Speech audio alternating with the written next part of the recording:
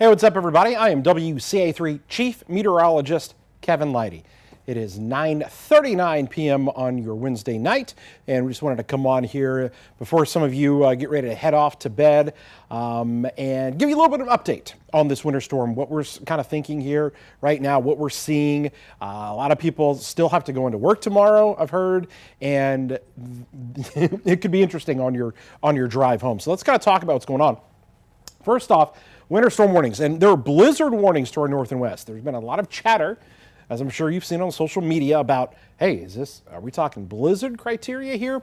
Let me key in on something here. It's not about the amount of snow we're going to get, because I'm going to be honest with you, we're not looking at just any massive amounts of snow. These are going to be lower amounts, but it's the impacts because of the combination of the strong winds and then the falling temperatures that we're going to have. So you can see here what we've got with those winter storm warnings in effect for the entire area. As a matter of fact, those winter storm warnings for every single county out there in central Illinois going to be dealing with this as this system comes in. So let's talk a little bit more about the timing of this, okay? Here is when I think some of the first snowflakes are going to fall with this, okay? I think that as we head into early tomorrow morning, there are going to be areas, especially near I-55, that are dealing with snow as early as 8 a.m. So you can see in that kind of light blue color near I-55. Now that I-55 is going to be there from Springfield to Lincoln. And then over and along I-72 to Jacksonville, you're going to see those snowflakes in the morning. Then you work your way to the east, and you're going to find snow starting in Decatur, maybe as early as 11 a.m. Champaign, midday through 2 o'clock. That's going to be the time frame when the snow begins to really kick up. And then you get east of that there and east of I-57, and you're talking about areas like Danville and Paris. You're going to be seeing things really kick in as we head into the afternoon. Okay, so what has changed? What do we got going on here? Well, let's take a look at some new model data. Just came in, and it's going to show the timing of some of this snow. And as I mentioned, we kind of put that graphic together to kind of show it to you. Now kind of look at it from the standpoint of our future track. And you can see we've got snow coming in here. There it is, I-55, 8, 9, 10 a.m. The dark blues, this is really what the real intense snow is any of the color in the dark blue here. So you can see things are kicking up there. 2 o'clock there, 3 o'clock, right here, Decatur, Monticello, Sullivan, Shelbyville, getting into, Hayworth, and then really kicking up there in Champaign, 3, 4, 5, 6 o'clock. Evening commute time here. Big issues with that snow that is coming in. It's actually only going to snow for 6 or 7 hours. I mean, it's not going to snow the entire time. So I know a lot of you are saying, okay, listen, I've lived in central Illinois. Hey, listen, I've lived in this area, for a good chunk of my life too. I've seen, 11, 12-inch snows before. This is not going to be that. This is going to be a 2 or 3 inch snow. There's going to be a 6 to 8 hour window where it will be very difficult to travel during that time because of the winds. And that is what the big issue is just how strong the winds are going to get. You may be asking, okay, when do the temperatures drop? When do the winds pick up? So let me go ahead and pull up here the temperature graph that shows the falling temperatures that we're going to see. I'm going to take this full so you guys can see it better, okay? Watch what happens here through the morning hours. It's 34, 33 degrees there at 7 a.m. Look at the push of this cold air. So pick out your city there and just watch what happens over the next 6 hours. Just 6 hours, we're going to say. From 9:30 a.m. to 3:30 p.m. You go from 33 there in Champaign, and by 3:30 in the afternoon, you're down to 9 degrees. It'll be 2. These are temperatures. These are not even wind chills. Okay, so that's what we've got here. And you can see those temperatures falling below zero. Look at this. 8 o'clock tomorrow night. It's below zero at 8 p.m. tomorrow. It is going to feel 60 degrees colder than it does at this very moment tomorrow. close to this time, because by tomorrow, when it's, let's see here, it's almost 10 o'clock, so let's see what the temperature shows. It shows 4 below zero at 10 o'clock tomorrow. Let's show you what the wind chill is at 10 o'clock tomorrow. 28 below zero. 10 p.m., so 24 hours from now. Okay, we're currently sitting in the kind of low 30s right now. We're going to be 60 plus degrees colder. Just think about that. 60 degrees colder. Yeah, you think about it going from 60 to 40 degrees. That's a 20 degree temperature drop. That's a lot. 60 to 40, 60 to 20, 60 to 0. I mean, that's huge. Okay, flash freeze. If we get any morning precipitation tomorrow, here is the big question. Do you see this right here? Do you see kind of some of the, as I mentioned, the big stuff is kind of back here. But some of the models have been indicating, hey, maybe we're going to throw down a little bit of light rain or some mist or drizzle. If that would happen, I actually think that's a worst case scenario. And here's why. Because where we get some of that, you put down moisture, a little bit of light mist and drizzle. And that is going to flash freeze. I showed you how quick the temperatures drop. Flash freeze. Everything is going to go from being above freezing to 30 minutes later, you're 15 degrees colder. And everything's going to freeze over. If you do that, and then you throw on top of it the snow that we're expecting, boy, that's even worse. Because now you've got a layer of ice, a thin glaze, with the snow that is going to be on top of it, okay? So, let me stress again. This is not a big snow amount event. It's very likely that you will be able to go out and measure, 1 or 2 inches of snow. That's the very likely scenario.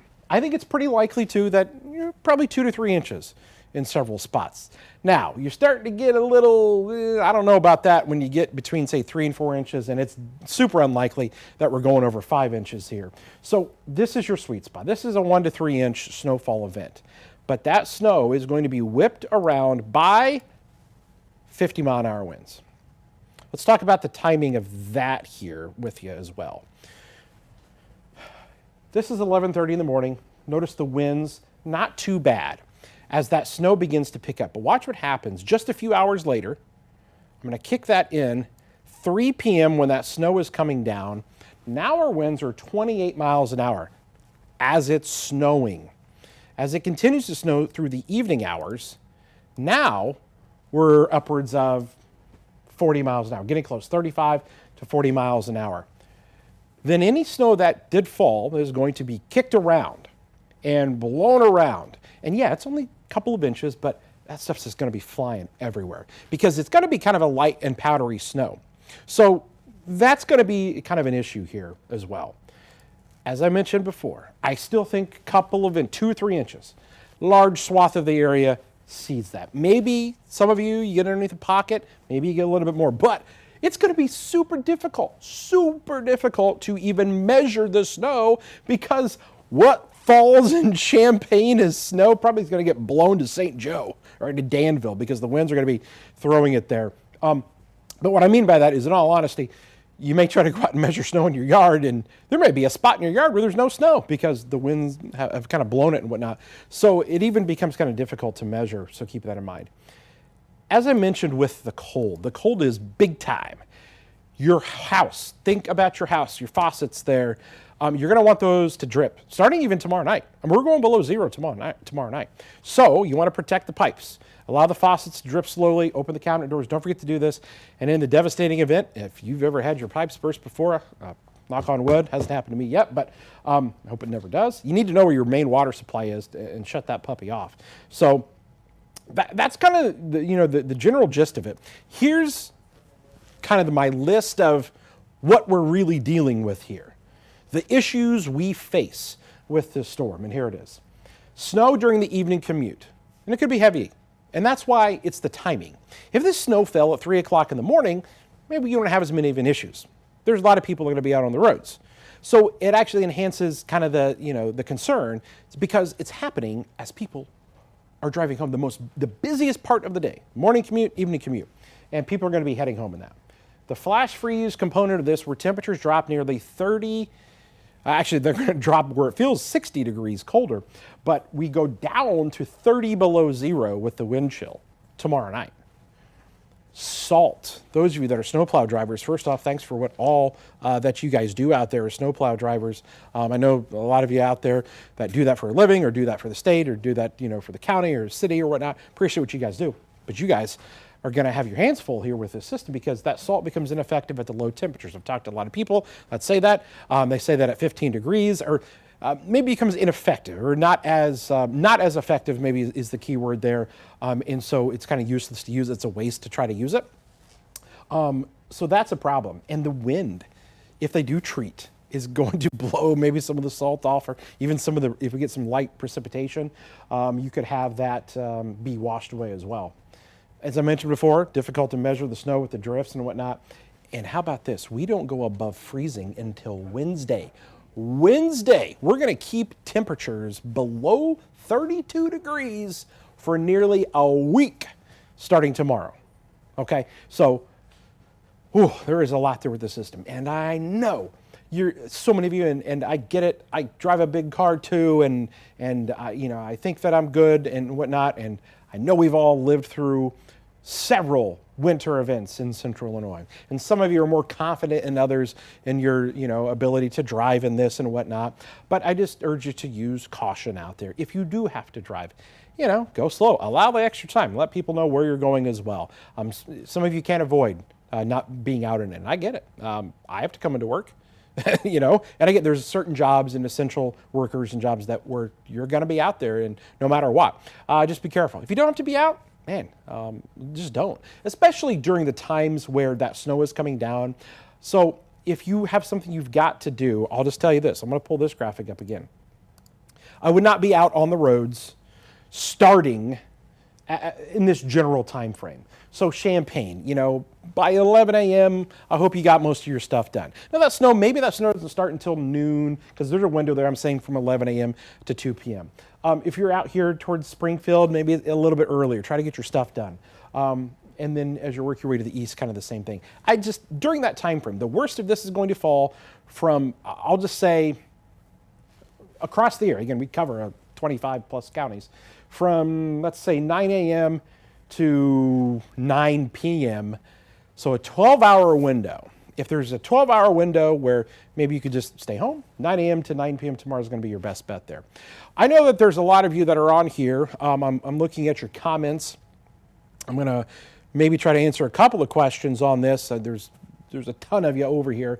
So I'll do my best because I got to get ready for the 10 o'clock newscast. So we're going to be doing that here in just a second, but I'll try to scroll through and see if anybody has anything that they would like to ask.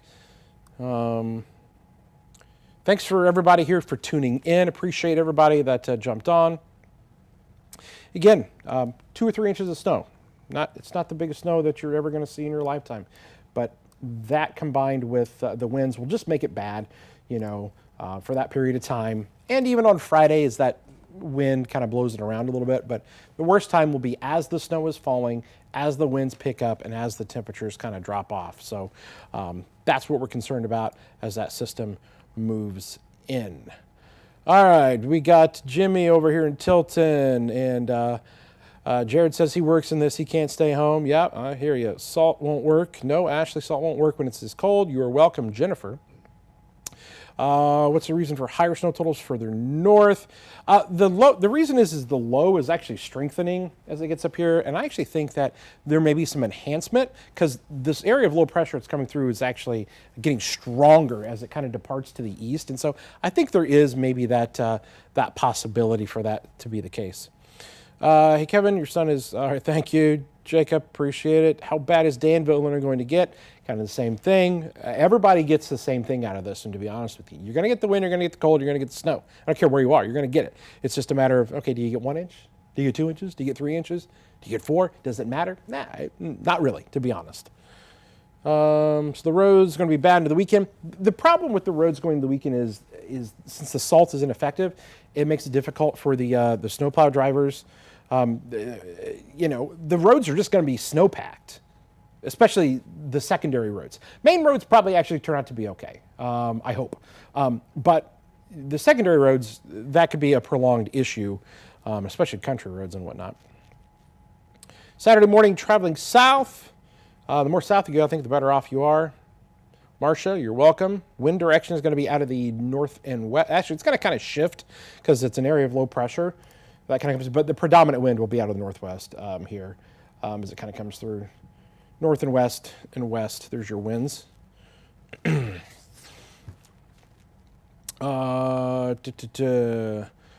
what's it looking like for Petersburg? Same thing. Everybody gets the same thing. I don't care where you're. This is the one thing about the storm system.